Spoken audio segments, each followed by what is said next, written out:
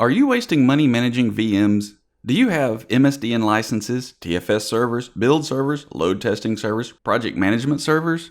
If you answered yes and you aren't using Visual Studio Team services, then I can guarantee you're spending money that you don't have to, especially if you have MSDN licenses. After I show you what VSTS has to offer, you tell me if you're wasting money. Keep watching this video if you want to learn how much money am I wasting, what are my alternatives, and where can I learn a smarter approach. This is I Hate Managing VMs, Web Development with Visual Studio Team Services and Azure App Services. My name is Jeff Ammons and I'm Chief Instructor for Code Career Academy as well as a Microsoft MVP and Pluralsight author. I'll answer the last question first in case you don't have time to watch the whole video. Where can I learn a smarter approach? The best option I can offer is to attend my one-day hands-on workshop in Tampa at the end of July. You can pick either Friday, July 29th or Saturday, July 30th, and if you register before July 14th, you can get a $150 early bird discount. I do recommend you sign up early if you're interested because I can only take 15 people per day. The reason I limit it to 15 is because I want to make sure that I have plenty of time to work with each person as they go through my workbook and set up a complete environment. I'll start the day by walking you through exactly how to set everything up. After lunch, you'll use my workbook, which is full of screenshots and step-by-step directions. Links are in the notes below, but you can sign up at tampa-vsts-workshop-july.eventbrite.com. I'm also going to be in Tampa on the 16th for Tampa Code Camp. This is a free event with a full day of learning from me and the awesome lineup of speakers the local .NET user groups have put together. You can sign up at tampacodecamp.net. I'll be giving 2 talks there. The first is Hacking VS Code, write your first extension for Visual Studio Code. This goes along with my new Pluralsight course of the same name. I'll also be doing I Hate Managing Servers Web Development with Visual Studio Team Services and Azure App Services. In that talk, I'll be cramming as much of my workshop content into 1 hour as I possibly can. Obviously, I can't condense the whole day into 1 hour or conduct the hands-on workshop, but I'll plow through as much of it as I possibly can. Okay, now let's answer the questions, how much money am I wasting and what are my alternatives? We'll start by looking at what you need to run a professional web app these days. Obviously, you'll need web servers, most likely a load-balanced set of them. Next, you'll need a source control server, project management server, possibly a NuGet server, build server, release management server, load testing servers, and at least one database server. One very common setup you'll see in many .NET shops is a TFS server used for source control, build server, project management, and release management. Maybe also a NuGet server, some load testing servers, web servers, and database servers. We're going to ignore the database servers in this discussion because there are just way too many possible options here to adequately price things out. You may be using SQL, NoSQL, SQL Server, Oracle DB, MySQL, MongoDB, or one of the dozens of other databases. Prices of these things are just all over the place. I'll leave it to you to estimate this bit for yourself based on how your company works. Alright, so let's take a look at how this could be set up. We have one virtual machine for TFS and the NuGet servers, a set of them for load test servers, and another set for the web servers. Let's ballpark the costs here. We have a minimum of 3 VMs, but we'll say 3 to N VMs. We'll estimate how much they cost in a bit. We also have one license for TFS server and its maintenance, which we're going to estimate at $499 a year. Our developers will also need licenses or CALs, which we can get standalone for $499 each, or more commonly as part of an MSDN subscription. I'll put the renewal price for the professional edition here, which is about $799. If you buy MSDN licenses, you know that they go up from there. To manage these VMs, we'll need 1 or more admins. Let's figure out how many VMs we really need. That's 1 for the TFS server, and I'll say 3 for the load test servers. For the web servers, we'll have 1 each for dev, QA, and testing, plus 3 for our production instance. That gives us a total of 6. We'll add all these VMs up and see that we need 10. For the sake of argument, we'll estimate 7 developers and 1 admin. Let's get rid of the boxes now and move the text over so we have some more room. I'm going to pick an average monthly cost of $50 per VM. This could be a cloud-based VM or the amortized cost of physical hardware, but I think $50 is a fair average. For the admin, I'm going to guess what percentage of this person's time will be spent dealing with these VMs over the course of a year. This includes setting them up, applying patches, dealing with backups, etc. I'll guess that this is going to run about $3,000 a year. So how does this all add up?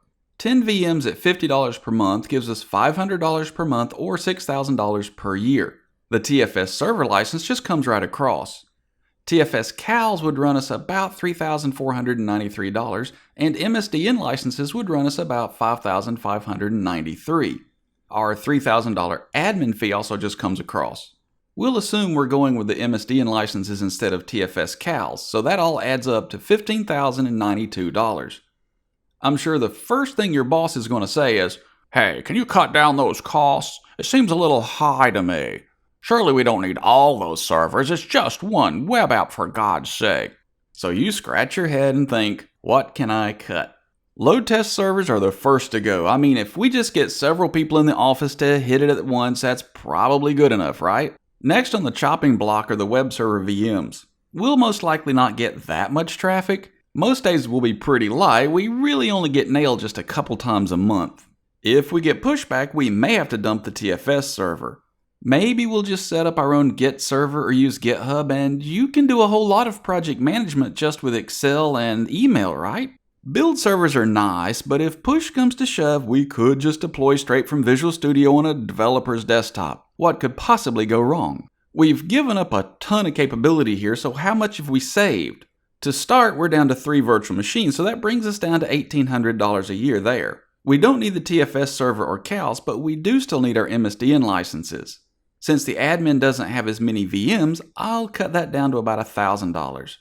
That gives us a total of $8,393. Not bad. Okay, so our boss is as happy as he gets. "Well, that's not terrible, I guess. My nephew runs a website for about $5 a month, but whatever. He's satisfied and relatively happy until all of a sudden something goes wrong, and customers are calling in because the website is slow or they can't log in, or a bug that was supposed to be fixed is back. Now he's in your face going, "Why are our customers complaining about this? I thought you were a professional. How did you let this happen?" Take a deep breath. So what would be a smarter way for us to cut those costs down? We're still getting rid of TFS because we can use the online version, Visual Studio Team Services. Let Microsoft manage the Microsoft servers. Visual Studio Team Services, or VSTS, is going to give us our source control, hosted build servers, project management, release management, NuGet servers, and load testing all in a one-stop shop. Now, how's that going to save us costs? Well, for starters, we don't have to pay the TFS server license or have those VMs. We do still need the developer CALs, but they are still included in our MSDN subscriptions we're buying anyway. What's more, Microsoft will actually give us 5 free developers per project. That's huge for really small shops who might not have more than 5 developers. For them, they will likely be able to use the Community Edition of Visual Studio paired with VSTS for essentially zero cost. That's great, but how can we also save some money on our web servers? We'll use Azure App Services. App Services is a bundling of the older web apps with a few other offerings for one single price. We'll set up one instance of App Services to host 3 web apps, our Dev, QA, and Test apps. We'll have a second instance of App Services just for our production web app. We'll tell that one to dynamically scale up to as many as 3 instances as needed. Let's check the savings this way. We'll go from 10 virtual machines to 0 for an immediate savings. Now we can get rid of the $499 for the TFS server license as well as the CALs.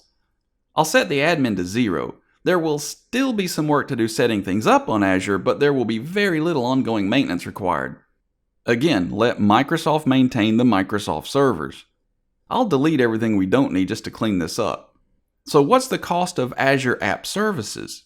We'll go with 2 standard service plans. The first one will be an S1, which includes 1 CPU core, 1.75 gigs of RAM, and 50 gigs of storage for about $74 a month.